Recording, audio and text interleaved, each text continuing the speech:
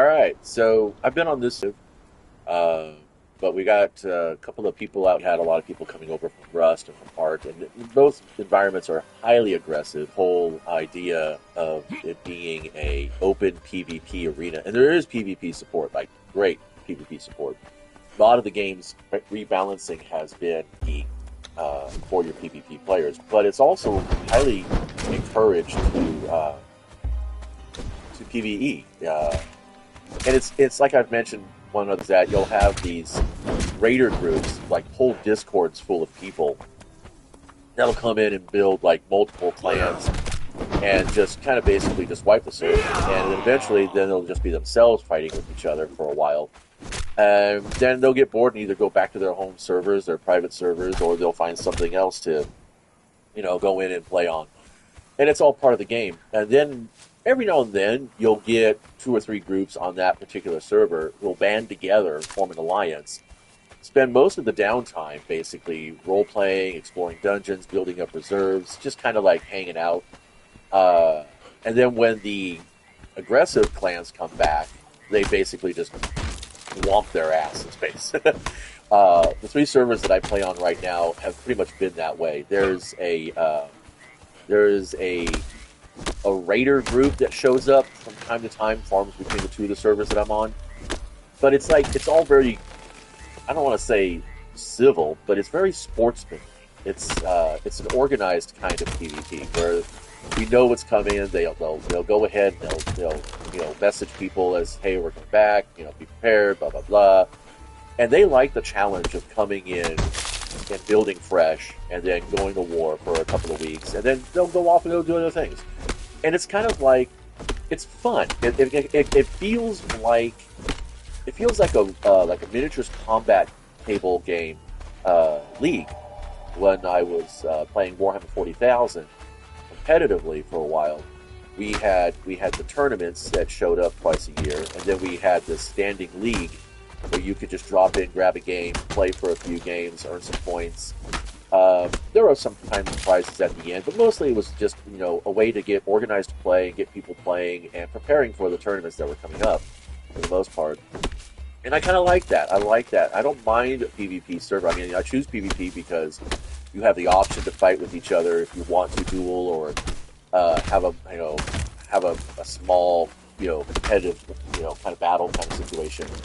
But at the same time, you're also not you're not locked into that particular mode. If you want to chill out, you can chill out. I like it because it is the most fundamental. I don't want to say I'll say a laboratory. It is a fantastic laboratory to explore game theory. And now, mind you, game theory doesn't necessarily mean like what I'm doing here. I'm playing a game. Game theory is all about weighing the risks and challenges of strategies in just about anything. It could be something as simple as choosing which grocery store to shop at, to as complicated as organizing international trade agreements. You just it's just a way of approaching things. So that's basically it. But anyway, yeah, if you're on a server, you don't really know what's going on or who's going where. One of the first things you could do is take a look at the map, and you'll be looking for things like temples and stuff like that. And most times you won't really find them anymore because they've disabled defensive bubbles from avatars. So now it's like when people want to drop an avatar, they kind of, the strategy I've seen is they'll build their temple up to like tier 2, but then they'll have the archpriest and all the resources to bring it up to tier 3 and start a coin. And from what I've read now, whoever puts the archpriest down in the temple, when the coin is made, it goes straight into the player's inventory. So you don't even have to be at the actual altar anymore to pick up the coin. I don't know. I haven't actually tested that. I haven't had a need to. And finding an archpriest and leveling them up and getting all the resources together just kind of isn't what I'm really interested in doing. I like the survival, out in the woods kind of feel to this. The camping feel of it has always been a bit more intriguing to me than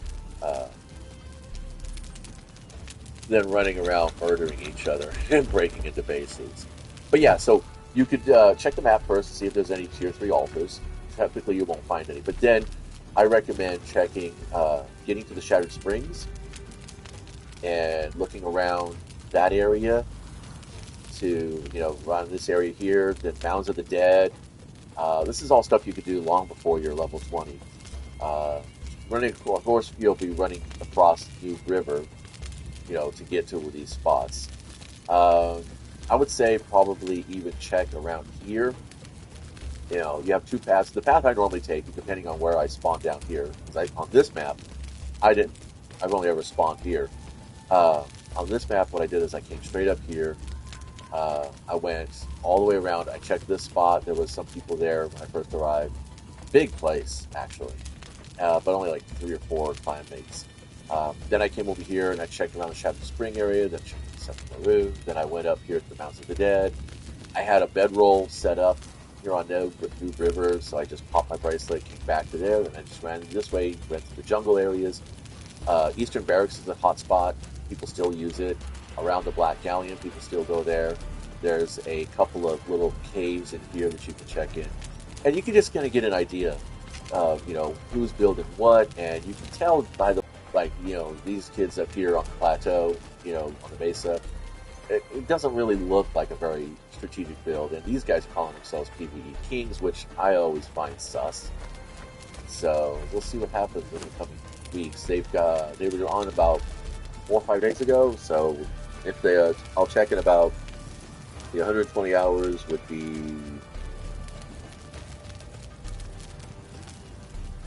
I'm trying to do the math in my head, I'm failing. 6 days. So in about 6 days, about 5 days, I'll come back, and if I see the timers refreshed, then I know at least they're active. But if I see it go to decay, then it's probably that they were actually not here for PvE, and they were here for conflict, and got disappointed and left.